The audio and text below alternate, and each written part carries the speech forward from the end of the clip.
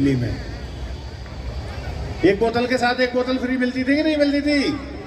पौवा के साथ पौवा फ्री मिलता था। तो हम भी जब उस टाइम उनके साथ थे, सरकार में थे, हम उनको ये बोलते थे कि अरविंद केजरीवाल जी, अगर हमारी सरकार में कुछ सरप्लस पैसे हैं और हम कुछ बांट सकते हैं पब्लिक को, तो हमारी जो सरकार है, झाड़ू पार्टी की जो सरकार है, वो गरीबों के दम पे और मिडिल क्लास के दम पे बनी। ऐसी बनी ना सरकार झाड़ू वाली? हाथ उठाते रहो यार, ठंड इतनी नहीं है। ऐसी बनी थी ना गरीबों के और मिडिल क्लास के वोटों पे।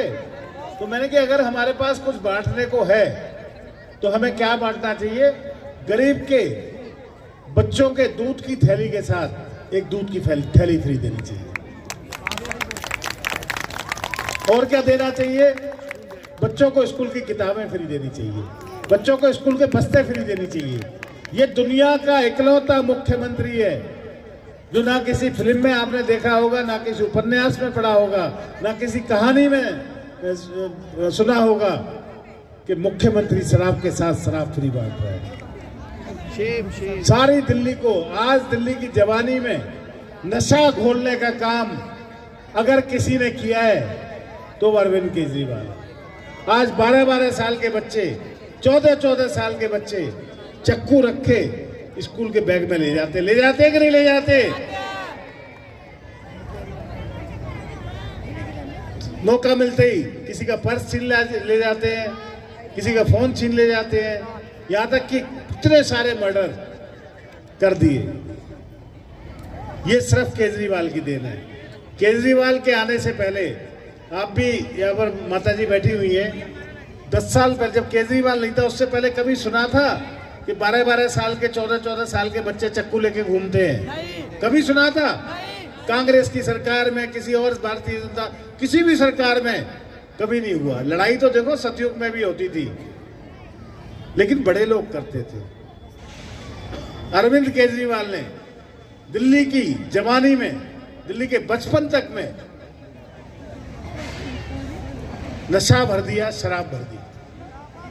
महिलाओं को बस का सफर जारी रहेगा मुफ्त में। अब तो ताली बजा दो यार। अच्छा सुनो, बस में आपका सफर तो जारी रहेगा ही।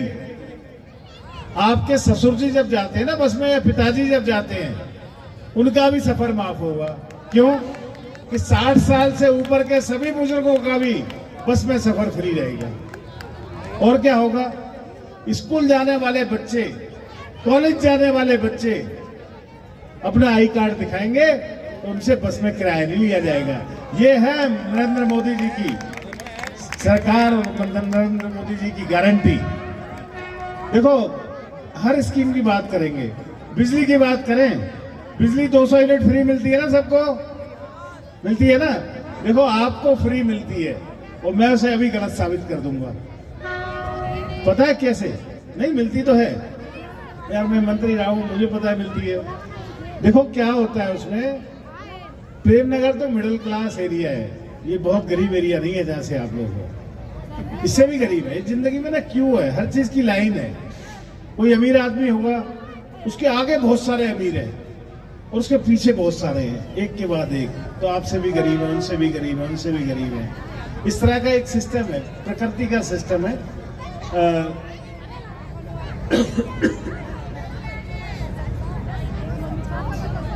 बिजली में जब 199 यूनिट बिल आता है आपका, कंज्यूम होता है, तो कितना बिल आता है आपका?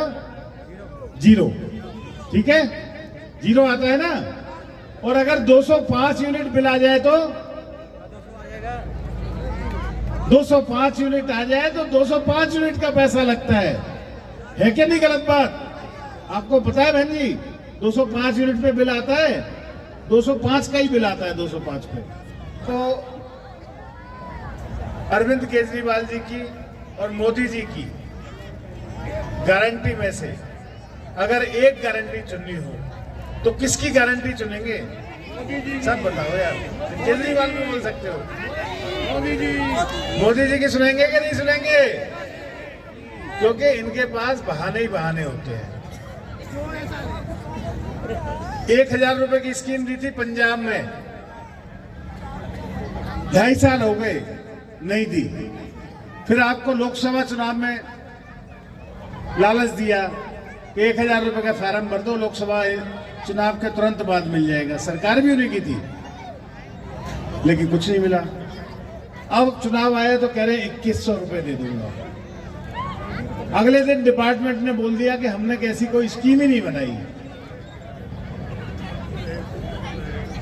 एक तरफ ऐसे आदमी की गारंटी है, तो आप ये समझ लीजिए कि जो बहाने वो 5 साल से 10 साल से बनाते आ रहे हैं, खासतौर से इन 5 सालों में, ये कोई भी काम हो उसकी वो घोषणा कर देते हैं, और उसके बाद जब निभाने का नंबर आता है, जब पब्लिक उनको ढूंढती है, तो एलजी के सर पे केंद्र सरकार के ऊपर लांछन लगा देती है और अपने वायदों से मुकर जाती है। ऐसे ही होता है कि नहीं होता?